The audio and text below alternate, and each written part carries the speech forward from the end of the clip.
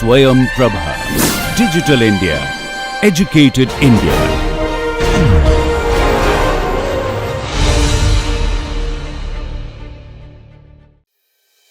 This maritime engineering, as you see, is a very special program which has got multidisciplinary input from mechanical, civil, structural, aerospace, naval architecture, chemical engineering, electrical, electronics, applied mechanics. It's a multidisciplinary program. You will find this program is completely different, dedicated to industrial training and thorough capacity building on the new trade of maritime sector. It's a grooming economy which will give you a lot of job opportunities and research frontiers as far as India is growing. And the Blue Corridor effect, which is planned by Government of India, is one of the important mission which requires maritime engineering growth to happen in the country. So this program caters to expected that capacity building in this program. Friends, this is part of a material science engineering laboratory which becomes one of the teaching aid for the maritime engineering program. So when you talk about materials innovation in maritime industry, though concrete and steel have been conventional candidates of choice for engineers, for example, we have titanium vessels, high-speed craft boats made of fiberglass. These are all advanced materials which actually do not come across conventional standard design code of practices. We conduct box furnace test, tube furnace test, vacuum arc melting, induction melting, vacuum induction melting, vacuum sealing unit, which are all present in this laboratory is a small segment of material science laboratory. Friends, a typical furnace where the operating temperature for testing specimen can go as high as 12 degrees Celsius. Generally at room temperatures and ambient condition, the mechanical properties will not alter much. As you see in the course lectures, you will notice that strength of the material get degraded when the temperature rises beyond 600. Therefore, when you talk about fire resistant design, you must also choose an alloying element such a manner that the strength doesn't degrade beyond 600 degrees Celsius at all.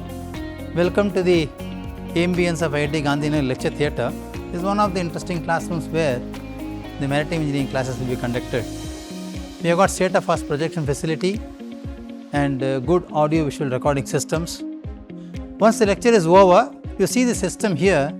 We can generate the PDF files of the lecture directly and you can email the PDF files directly to your email IDs. So it's a state-of-the-art facility we have in IIT Gandhinagar where the lectures are lifetime recorded and shared with the students immediately. This is the IIT Gandhinagar library. This has got all collections of books which are referred as the standard textbooks and references for the course and the program. It also has lot of online editions of design code of practices and reference materials and e-collections of various video lectures of international courses and programs related to maritime engineering. We will be taking you around to the advanced material manufacturing units. So you will have state-of-the-art facilities available at IIT Gandhinagar. So welcome to the program to join MTech and PhD at IIT Gandhinagar Maritime Engineering. So please try to enjoy and take the advantage of this to the maximum. Welcome to the program and welcome to IIT Gandhinagar.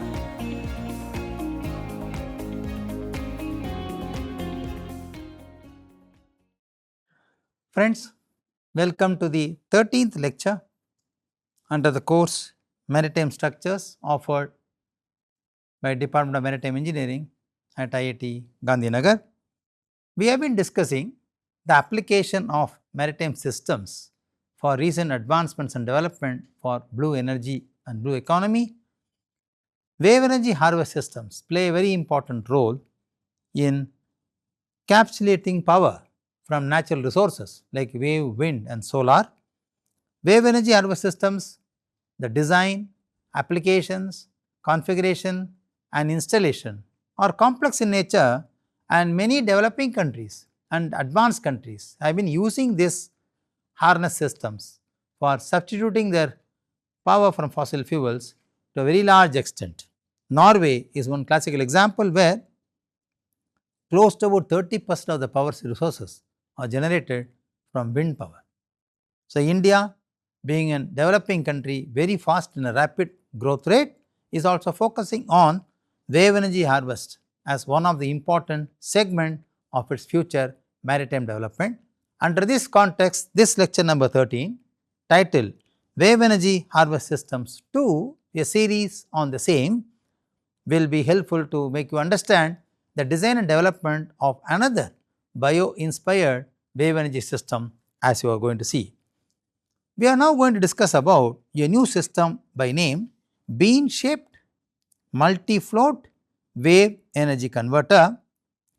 The research work is carried out under my supervision by Dr. Sricharan Vadiraju, and the credits go to him because he has been involved in the design, development, analysis and experimental studies of a new configuration which is also internationally and patented to Indian Patent Act at IIT Madras jointly.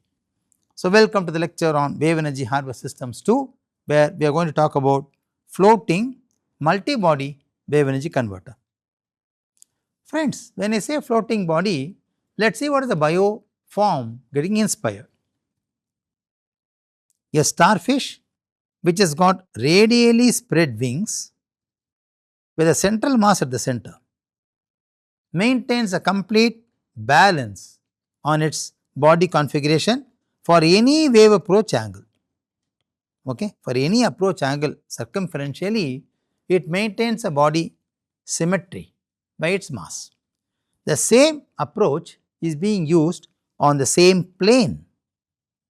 As you see here, it is a bio-inspired wave energy converter. So, which has got bean shape. So, this shape is like a bean, this shape is like a bean. So, it is a bean shape. So, this converter is examined for different float configurations. What you see on the screen is 4, can also have 6, can also have 8 configurations. So, the floats are placed circumferentially in pieces of 4, 6 or 8. So, the idea is like this. We have a central hub as we have it here. The central hub is connected to each float by an arm. The float is free to move in the vertical direction. As the float oscillates in vertical direction, this hinge arm will keep on fluttering and creates an angle of oscillation, and that is harnessed at the center. In addition, the center also being a floating buoy, it also heaves in the vertical direction. Even that variable buoyancy is also harnessed. So, at the center there is a power takeoff mechanical system PTO fixed to the central buoy, which harnesses and converts the wave energy from the central buoy and from the beans together.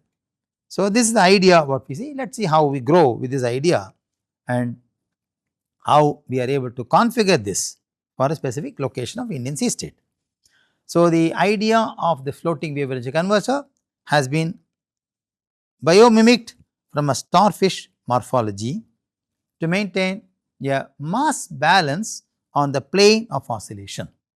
So, there is a central buoy indicated as CB, okay, which is having a power takeoff mechanism at the center, and the circumferential buoys are bean shaped connected to this. As these buoys keep on oscillating and at the center pivot point they keep on rotating, this motion, this oscillation is converted to this motion, which is transferred to the central buoy to harness power.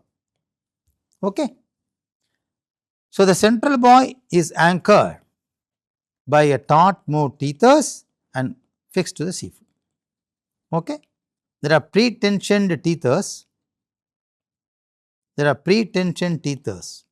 to which they are connected to the seafloor.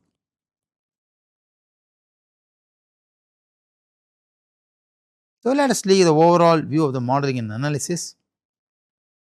Wave energy converter configuration is first configured. It is analyzed for stability, hydrodynamics, hydrostatic and natural periods are investigated. Then a preliminary design has been arrived. Based on the preliminary design, numerical and experimental have been computed, data collected for the time history and the performance evaluation is compared. Okay, that is the overall structure of what we are going to discuss on this under the course on maritime structures offered under SwayamPrabha at IIT Gandhinagar. So, friends, first let us see what are the possible geometric configurations of a float. So, one can have a straight float of effective length about, let us say, 2.4 meters, called as S1. One can also have a straight float but closed ends called as S2. So, one can have a curved shape float, open end S3, curved shape float called as bean float with closed ends S4, can also have a torus which is S5. So, one is interested to know amongst all these configurations which would give me a better harnessing advantage. Okay. So, the comparison is done preliminary and it has been found that the bean shaped configuration amongst all the 5 gives us the maximum harness possibility, published in the CRC Press book. Please have a look at these contents of the book to understand more about the comparison of the geometric results of these kind of shaped floats.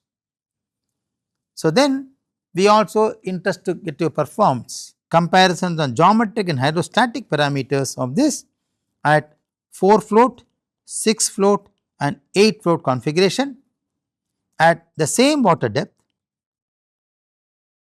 at the same weight and buoyancy, without altering any hydrodynamic characteristics. Then we wanted to compare 4, 6 and 8. One can see the natural periods with mooring in surge, surge, heave and pitch are more or less similar, because the added mass and other configurations of geometry do not change much, as you see here. Okay. And the natural periods without mooring also remains almost same, but without mooring there is a significant difference in the heave period. Okay. Because without mooring it becomes completely floating, therefore, heave degree becomes flexible. So, let us look at the hydrodynamic coefficients of this converter for 4, 6 and 8 configuration. The red one represents 4, whereas the blue one represents 8. The floor configuration, the 4 float configuration has the maximum added mass advantage, and it keeps on decreasing with increasing frequency in the heave degree, whereas the radiation damping, the 4 float configuration offers maximum and the excitation force is captured maximum with the 4 float configuration. So, in all the comparison one can see that the 4 float configuration offers the maximum advantage in terms of its harness, published in Ocean Engineering in 2021. For more details, please refer to this paper to understand the comparison of these in different float configurations. Having learnt that 4 float configuration looks free and better, let us look at the free floating heave RAO for different configurations with and without PTO. So, when you have a power take-off mechanism, then the damping coefficient of this mechanism varied. The damping coefficient with a minimum gives me the maximum RAO free float, okay, whereas the damping with maximum gives me the the inferior ones compared to this one for increased frequency. So, when you are looking for a broad band of frequency, we can say that a 4 float configuration with minimum damping is able to give me a good free float heave RAO, which we want. Okay. Heave RAO, heave response is for the central buoy. The central buoy heave response flutters more with the circumferential bean shaped buoy, and the efficiency is likely to go high when you have this kind of configuration. So, we compared this, we found that there is a shift in the peak of these raw free float RAOs for different configurations. However, the minimum damping gives me a better harness of free float RAO for a wide range of frequency. So, these equations are generally used for power harnessing for regular waves. Average power is given by this equation. Available power in shallow water and deep water for regular waves and for irregular waves are given by this equation. So, one can easily find out what we call as wave energy flux, which is actually explained as wave power per unit wavefront. Okay. So, then once you know the wave energy flux, one can compute the total regular power intercepted by the device by multiplying this by the effective length of all the floats or effective wave front length. If you know that value, multiply that with the energy flux, wave energy flux, we get the total regular power from the units. So, for irregular wave parameters, we consider different damping ratios for the same significant wave height and zero crossing period. For zero incident angle, we compared the PTO damping for 500. One can see in this figure, let us say heave amplitude of the float F1 of 8 configuration float is presented here. Let us say the blue one is for 500 Newton second kg per second damping coefficient, whereas the red one is for 3000. So, though the red one shows the maximum hardness in terms of heave, but to achieve this we need to have a high damping energy exercised in the design. With minimum damping energy exercised, the blue one also shows relatively a closer value. Okay. So, between 500 and 3000, the trade off for the design depends upon how do you achieve this PTO damping. PTO stands for power takeoff mechanism. Power takeoff mechanism offers damping to the system. So, this table explains me how the influence of PTO will help you to harness the heave amplitude of the float for a 8 float configuration. If you look at the power spectral density function of F1 float, F1 float is the one which is facing the water. Okay. So, if there are central,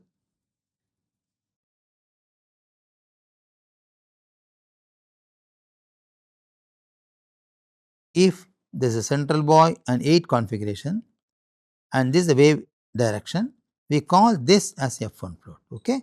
This one the F1 float. So, power spectral density function shows me a very nice energy content for a lower damping, a very nice energy content for a lower damping. So, there is no necessity to have a very high PTO damping because it will not give me the higher energy content as for different bands of frequencies. Okay. We also did the total power captured by this float. We know how to compute this.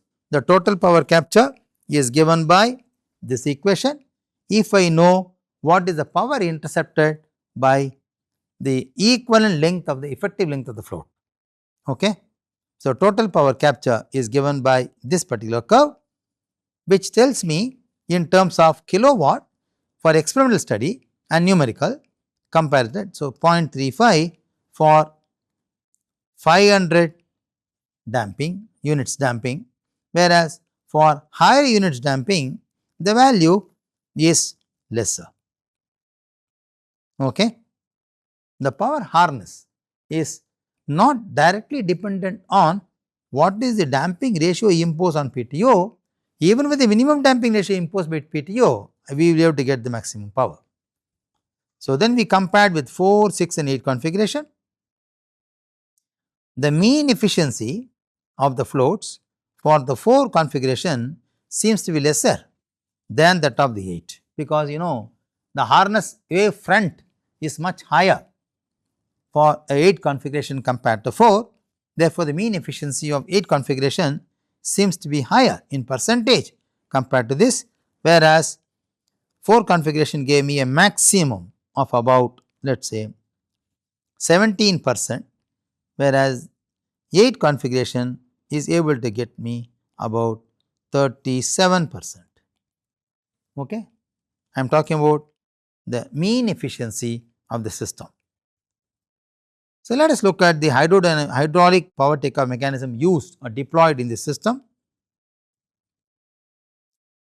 So, friends, when the vertical buoy, which is called central buoy, moves up and down, this hinge will be able to flutter or rotate this circumferential buoys. Okay. Now, this circumferential buoy's motion is connected to the central buoy by power cables. These power cables will harness this motion into linear LMEG and connected here to harness power. So, an hydraulic PTO consists of double acting hydraulic piston, rotation from linear conversion mechanism. It has also have something called low pressure accumulator and high pressure accumulator, and hydraulic motor inertia and electric generator, which are the components of the hydraulic PTO, which is housed at the center of the central buoy. The details of the design, the electromechanical efficiency of this system are published in Renewable Energy in 2020. Readers are requested to please have more details about this by looking at this particular published paper. Having said this, let us now compare the total average power obtained for an optimum PTO damping of 200 Newton second per meter. So, this is a very interesting plot what we have for the average power absorbed by the system. When we go for average total absorbed power, variation PTO damping for a different periods for 4 configuration, wave height of 0.7 meter, one can see that as the damping PTO increases from 1000 to 5500, at about closer to 2000, all configurations at different periods gives me the maximum power. Okay. However, this varies, the shift varies with increase at marginal CTO. So, at 2000 with 4 configuration, we get the maximum harness, and that was arrived at this configuration from the study. Then that configuration was constructed, the experiment was conducted with the 4 configuration, and this is an enlarged view of the ball joint which connects the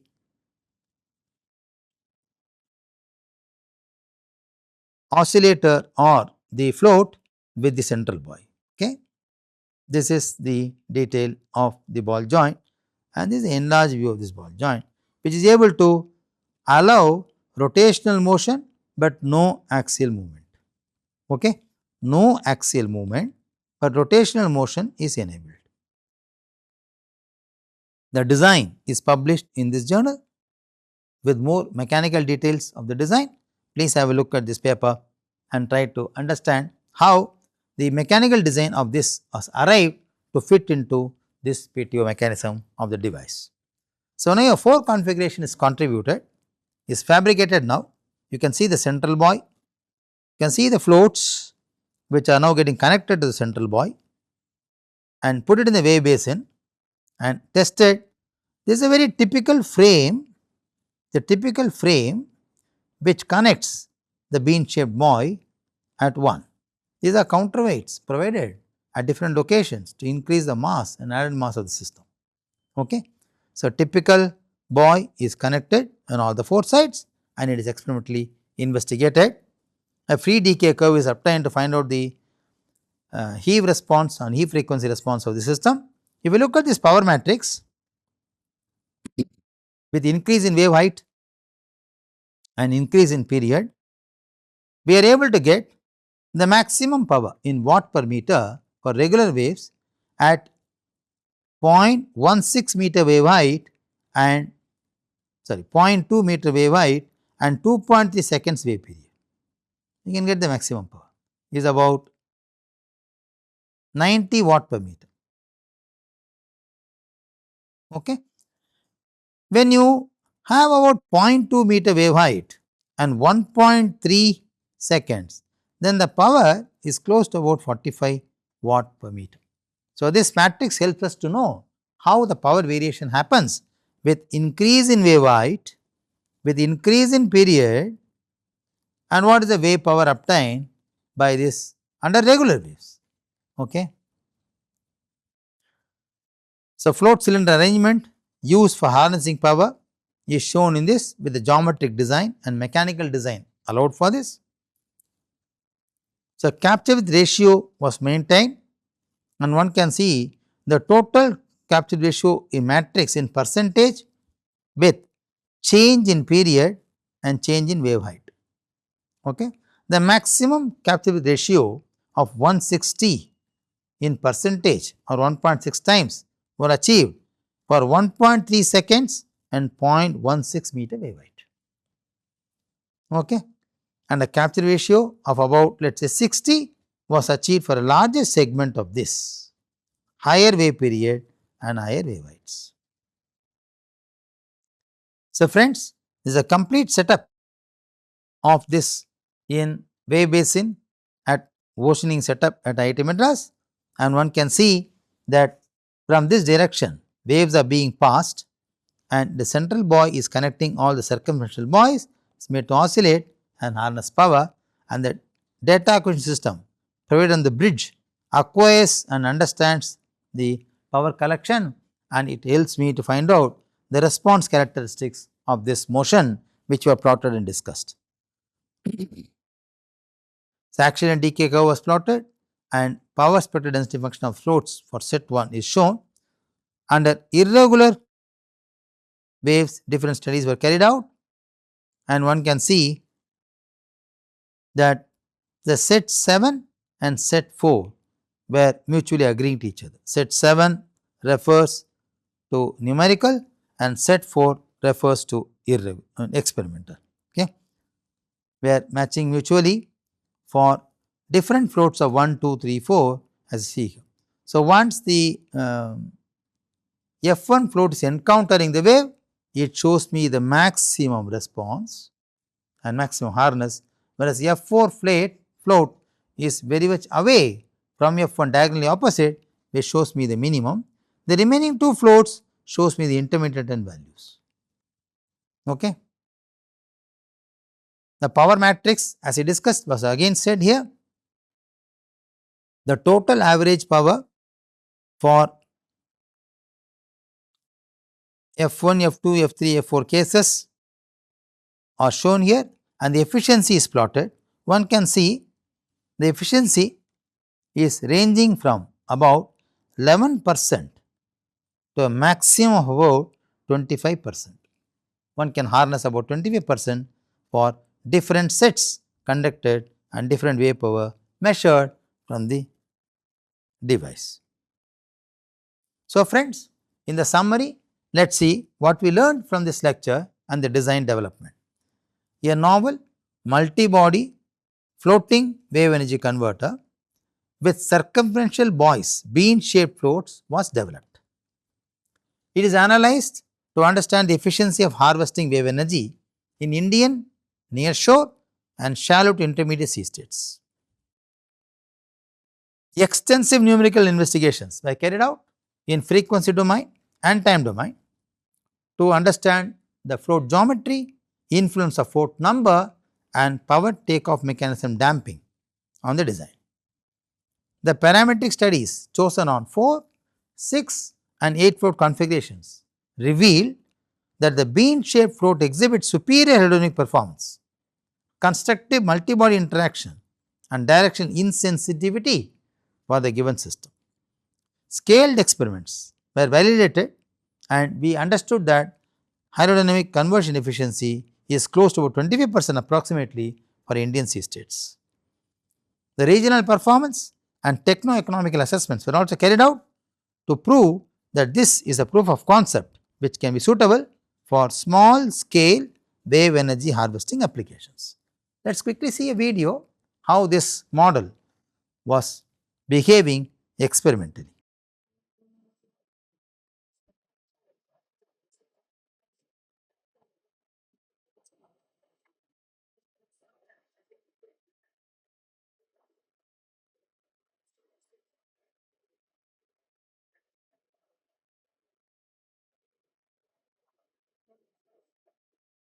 So friends, one can see the central buoy moving up and down in heave direction, circumferential buoys pitching about the connection. Together they harvest the energy which is captured and recorded using a DAQ system provided on the top. So friends, in this lecture we learnt about the wave energy harvest system design.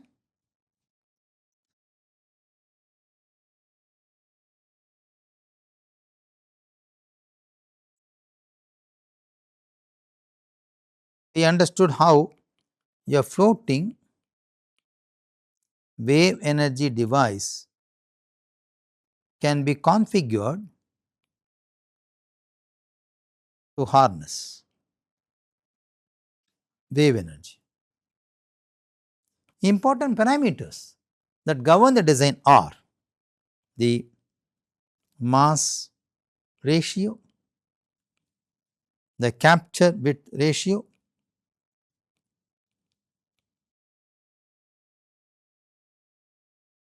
the mass distribution to achieve near resonance condition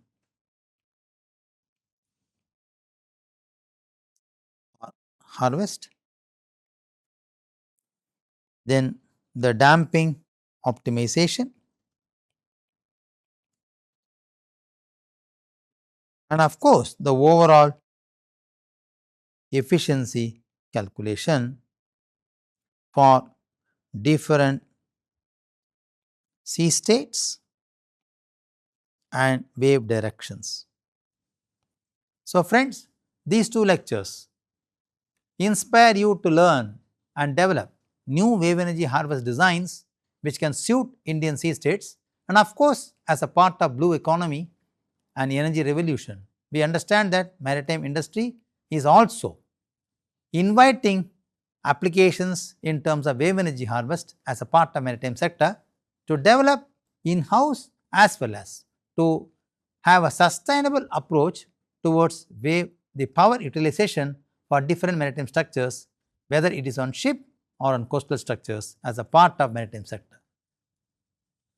I request you to please go through these lectures in advance and also all the papers cited in the reference in the lectures to understand more and to learn more about these designs and developments. If you have any questions, please post us to SwayamPrabha portal, and in the discussion forum, instructors will help you to understand and answer your queries more in detail, and also you have an access to the virtual library of the textbooks cited in this course at IIT Gandhinagar library. So please have a look at these books and learn more and improve and reinforce your skilled learning through these lectures. Thank you. Namaste.